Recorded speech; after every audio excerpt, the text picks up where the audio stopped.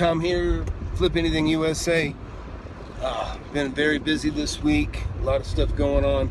I have some other companies besides the fact that I invest. The new killer deal has been going well.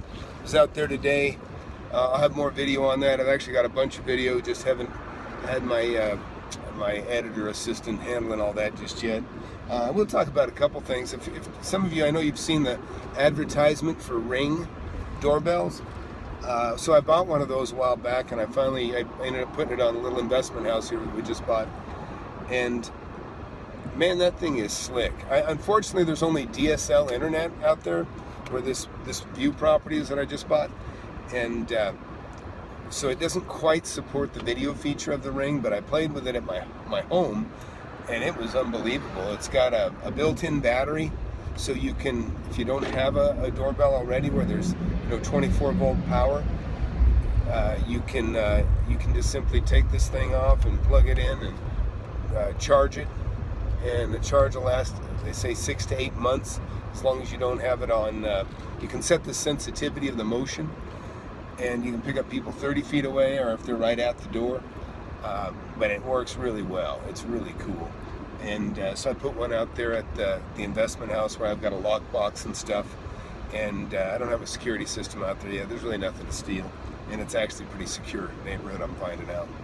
But a little while ago, I disabled the video portion of it, because you can have it just simply notify you that there's somebody out the door and not use the video portion of it. And that's what I'm doing right now, because the DSL's weak. So not long after I was, had left the property, I get an alert, and I clicked it. I knew my concrete guys were going to be out there, and I said, "Hey, Jose, is that you?" And he said, "Yeah, hey, Tom." And so anyways, I ended up calling him. But it was kind of nice to be notified and know that somebody's there, and that I know that the tractor's being dropped off, which we'll get some good video of that tomorrow. So this is what's happened this week. The closing got delayed a little bit, but I went ahead and got a roof put on anyways, and had material delivered. And anyways, they've been they got the roof all put on yesterday, and the property did close. So officially the owner of it now, and it's got a new roof. It's hard to want to work on the inside until you got a good roof, because that's the rain's getting through here and there and different issues. So now we've got a good sound roof on it. We'll start attacking the inside and cleaning it up. A couple things that happened that was kind of neat is went into the attic and found an old not a steamer trunk, I take it back. Found an old a locker, like a foot locker that somebody would have in the Army, and it's got the same name emblazoned on the foot locker. It's a military foot locker that of the ownership of the house, the estate. So for all I know, this might go back to Vietnam era case. But I'm going to see if I can't locate the owner of it. It may be the father, and he maybe went to Vietnam and he's passed away, but I'm sure his kids would love to have that. That happened to me one other time. I bought an old house, a duplex and a house, from this old lady. I can't remember her name now, but anyhow, real great, spry lady, real energetic. And after I bought it, months later, I went up, discovered there was an attic, and I found a steamer trunk with all sorts of old books in it. I'll show you those books sometime, but had books that are out of print that you'd never see anymore today, just because they're pretty outrageous. Some of them, Little Black Sambo, Little Brown Coco, had a lot of old Disney books and different things. But anyways, this particular footlocker that I just found in this most recent investment, it was empty. There was nothing in it. I was hoping for like $1 million, but there was nothing in there.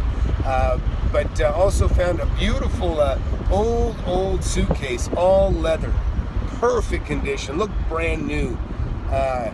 In fact, I got video of that I'll show too later on, but yeah, not a scratch on it. Just really neat old Samsonite leather suitcase. I don't even think you can buy anything like that now. So I'll be hanging on to that though. But the foot locker I thought was really of sentimental value to the heirs, and I'll find out, maybe not. When I contacted the people that had the steamer trunk, I found love letters, a cat from when the guy was in the Navy, straight razor. I mean, this was going way back to the 40s. And that his son was very appreciative. And I sent him everything, he wanted. He actually told me I could keep the books, but I sent him a lot of cool things that anybody would have liked to have that belonged to their father. So, anyways, just want to touch base and tell you, keep on bird dogging. You saw that 40,000 square foot building I was in. I did find the owner of that property. It turns out it's actually somebody I knew. I'd actually talked to him, I don't know, maybe even 20 years ago I talked to him. He's an active investor like me, so probably not going to get a super deal from him. He's a little too on top of things, but maybe, sometimes I wholesale things out too a little cheaper than I, might, just depends on getting them at the right time. But I did visit with the owner a little bit on that, and of course it doesn't hurt to always ask for more. But I'm not. He said, he was asking 50 a foot. That's too much. But I'm debating on coming back, offering maybe 30, 35 a foot. That'd still be like $1 million. I don't know, $1 million, 3 or 4. My problem is I don't know if I want to spend $1 million, 3 or 4, because there's gonna be a lot of work involved. Like I said, you can see all the foam insulation that was sprayed on is falling, so there's probably $10,000, $15,000 worth of high pressure water blasting to get the loose stuff off. And I can tell you, I got a quote to do 17,000 feet of that blow-on insulation, that stuff that you just spray it on, it sticks. It's really beautiful. There's sealed and then there's kind of open. The sealed stuff is really good. It's got great insulating qualities for temperature, but it's the worst insulation for sound. You can spray that stuff all over your ceiling. It'll be the coolest room in the winter. It'll be the warmest room in the winter and the coolest room in the summer. Really, really is fantastic insulation.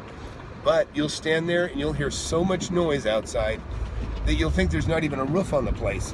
It does zero. In fact, it might even conduct vibration and noise from outside. I don't know, but I was pretty blown away by how little sound insulation quality you get out of foam. You get zero. But I'm kind of jumping all over the place. Just want to touch base. Please keep bird dogging. Call on those signs. Knock on those doors. Always, just take the extra step and go the extra mile. Most times it's not going to turn into something, but if it just turns into something great once in a while, it's worth it. So just know that every time you make that effort, that's just one more number down. Eventually your number will come up. And I am a firm believer in that. I've proven it out true for myself, many times over the years, and that's why I know not to give up. So that's it for now. Flip Anything USA. Please subscribe, watch. I'm playing with the Facebook Live. Please join my Facebook. This is real important. I got on Facebook Live. Pretty interesting. I like that it streams. The quality seems to be very good. I'm going to hold some live events on there. I may do some live events on this YouTube as well. I don't know. But I'm playing with the Facebook right now, trying to get more followers. And but if you're not following me on Facebook, please follow me on Facebook, and I'm going to coordinate some live events and where I can, get some. I'll just handle all your questions at one time, right there on the spot. But everybody that's listening will get the benefit of your question and answer too. You can imagine I get a lot of the same questions, so it's nice to answer those questions to as many people as I can at one time. I think it's pretty cool when you folks that already know me so well start answering the questions that people ask for me. I appreciate that. And I got a situation here with a school bus. Don't know exactly what's going on, but I think I'm going to bear with me here.